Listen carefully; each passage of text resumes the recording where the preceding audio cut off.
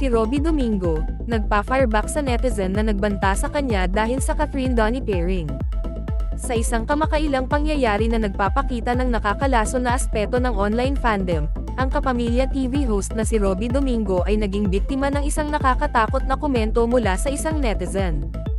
Ang pangyayaring ito ay nagsimula dahil sa mga haka-haka tungkol sa posibleng pagpapareha nina Catherine Bernardo at Donnie Pangilinan sa paparating na season ng Pilipinas Got Talent. Noong Sabado, February 22, 2025, nag-post si Domingo sa Instagram upang ibahagi ang kanyang excitement sa pagiging host ng show kasama si Melay Cantiveros. Sa kanyang post, ipinahayag niya ang kanyang pagmamalaki sa pagiging bahagi ng Pilipinas Got Talent, isang programang matagal na niyang hinahangaan bilang isang viewer. Gayunpaman, ang post ay nakakuha ng isang hindi kanais-nais na komento mula sa isang netizen na nagbanta kay Domingo ng online harassment kung sakaling subukan niyang e-partner sina Catherine Bernardo at Donnie Pangilinan sa show.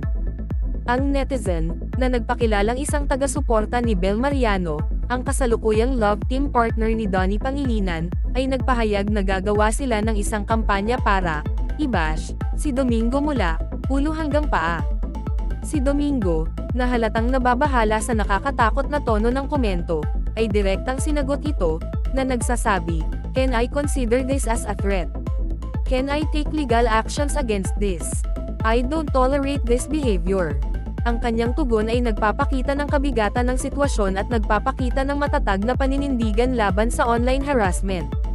Ang pangyayaring ito ay nagdulot ng panibagong atensyon sa mga potensyal na negatibong epekto ng social media fandom.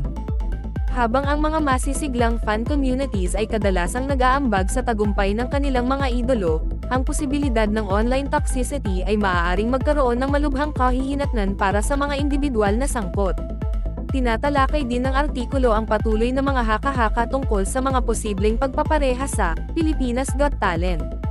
Ang posibilidad ng pagtatambal nina Donnie at Catherine ay naging paksa ng maraming pag-uusap, lalo na pagkatapos ng mga tsismis tungkol sa umano'y panliligaw ng aktor sa aktres kasunod ng paghihiwalay niya sa kanyang long-time boyfriend, si Daniel Padilla.